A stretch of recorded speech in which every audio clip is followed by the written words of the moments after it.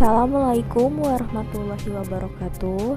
Pada pembelajaran kali ini kita akan membahas mengenai termokimia tentang konsep perubahan entalpi, reaksi eksoterm dan endoterm. Tujuan pembelajaran. Jadi setelah kalian mengikuti pembelajaran ini, diharapkan kalian dapat menjelaskan konsep perubahan entalpi serta dapat menentukan reaksi eksoterm dan endoterm. Perlu diketahui, materi prasyarat untuk materi termokimia ini yaitu ada kalor yang telah kalian pelajari di mata pelajaran IPA pada saat SMP, dan yang kedua adalah reaksi kimia dan penyetaraannya. Termokimia adalah ilmu yang mempelajari hubungan antara reaksi kimia dan perubahan energi yang terlibat di dalamnya. Misal, suatu reaksi kimia selalu melibatkan perubahan suhu. Nah, perubahan suhu itu berarti menandakan adanya aliran kalor. Kalor itu merupakan salah satu bentuk energi yang menyertai reaksi kimia. Nah, perubahan energi dalam reaksi kimia. Hampir semua reaksi kimia dapat menyerap atau melepaskan energi, umumnya dalam bentuk kalor. Kalor didefinisikan sebagai perpindahan energi panas atau termal dari dua benda yang suhunya berbeda. Menurut hukum ke-0 termodinamika, energi panas akan berpindah dari benda yang suhu tinggi ke benda yang bersuhu rendah. Misal, kalian punya air panas, terus dimasukkan sendok yang awalnya dingin. Lama-kelamaan kan sendok tersebut jadi ikut panas ya. Nah, itu juga merupakan perpindahan kalor.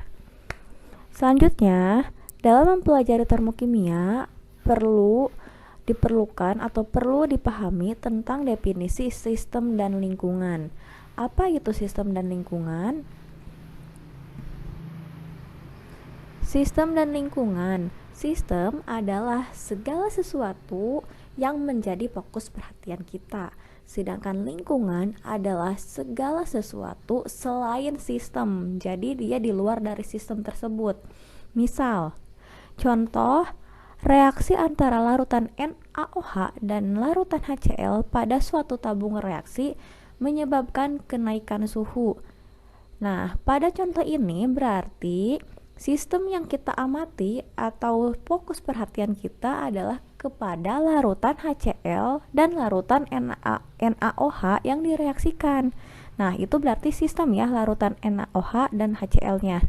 Apa itu lingkungan? Berarti lingkungan itu segala hal yang berada di luar dari larutan NaOH dan HCl. Misal tabung reaksi. Nah, selain tabung reaksi apa? Udara di atas atau udara di sekitar dari reaksi kimia tersebut atau yang berada di sekitar larutan yang direaksikan. Selain itu, lingkungannya apa lagi?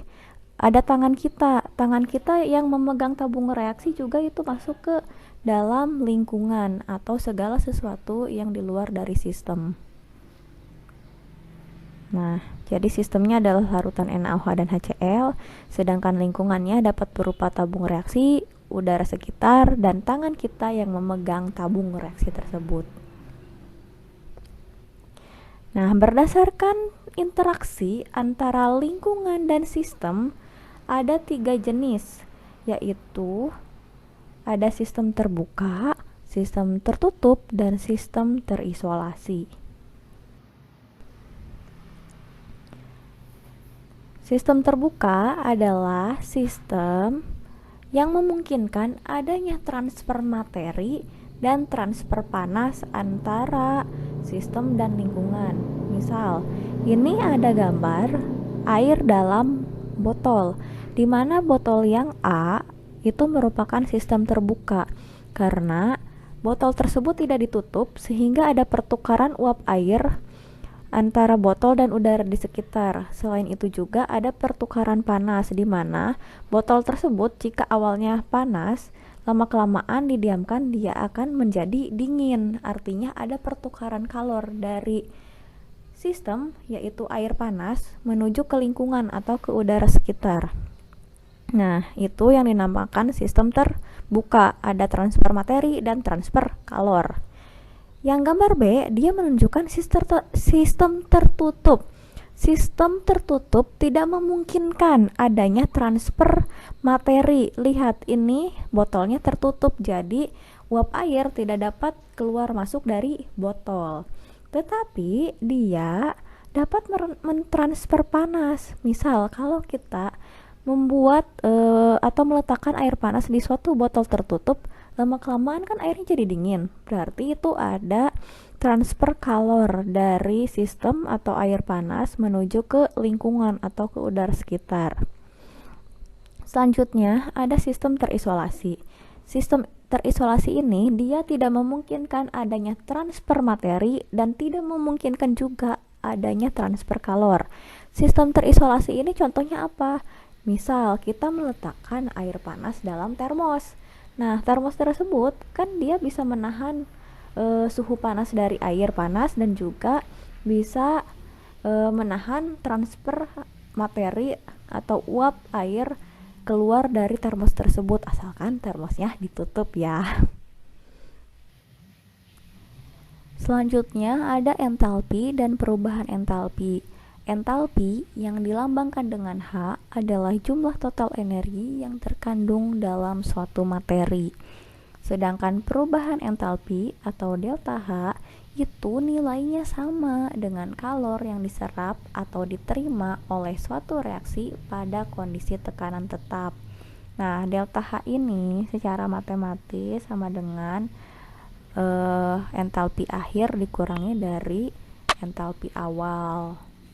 Lalu satuannya yaitu joule atau bisa juga kilojoule, di mana 1 joule itu sama dengan 1/1000 kilojoule atau 0,001 kilojoule, atau bisa juga kita tulis 10⁻³ kilojoule.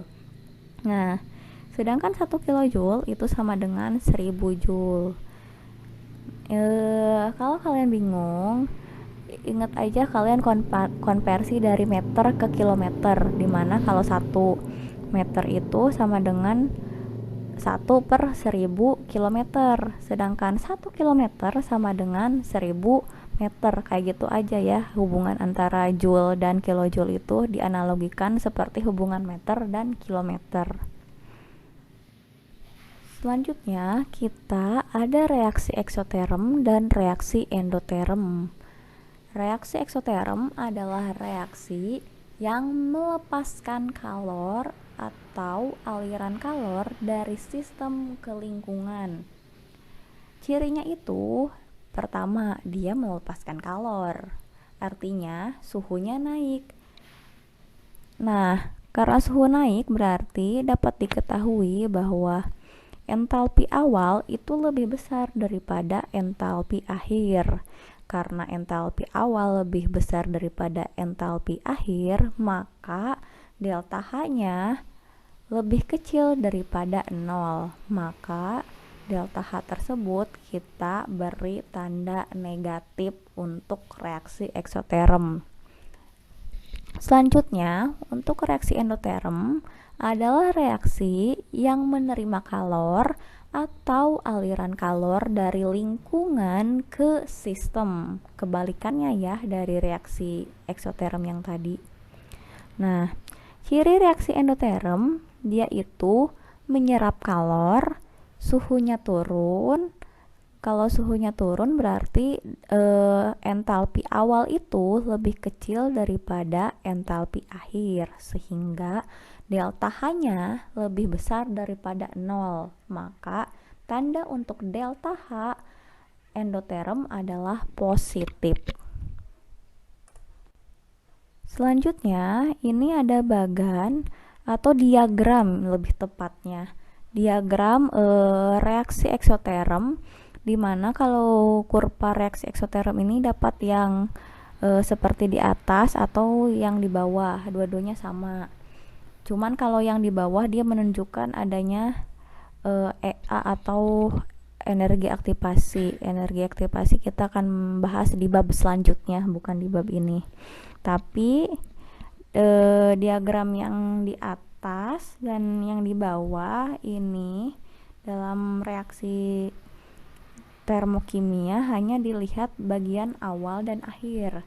Nah, dua-duanya punya kemiripan ya, di mana keadaan awalnya itu dengan kondisi entalpi lebih tinggi daripada keadaan akhir yang entalpinya lebih di bawah atau energi entalpinya lebih rendah. Sehingga dapat diketahui bahwa di situ ada penurunan entalpi dari keadaan awal ke keadaan akhir. Nah, itu untuk reaksi eksoterm. Selanjutnya, diagram untuk reaksi endoterm. Nah, ini kebalikannya ya dari reaksi eksoterm tadi. Kalau di eksoterm itu awalnya di atas terus akhirnya di bawah, kalau endoterm awalnya itu entalpinya mula-mulanya di bawah. Dua-duanya nih, yang kurva kanan bawah sama kanan atas juga mula-mulanya semuanya di bawah, terus menuju ke atas atau entalpi akhirnya dia lebih tinggi daripada entalpi awal. Nah, ini adalah kurva untuk reaksi eksoterm yang ada di sebelah kiri dan endoterm yang ada di sebelah kanan.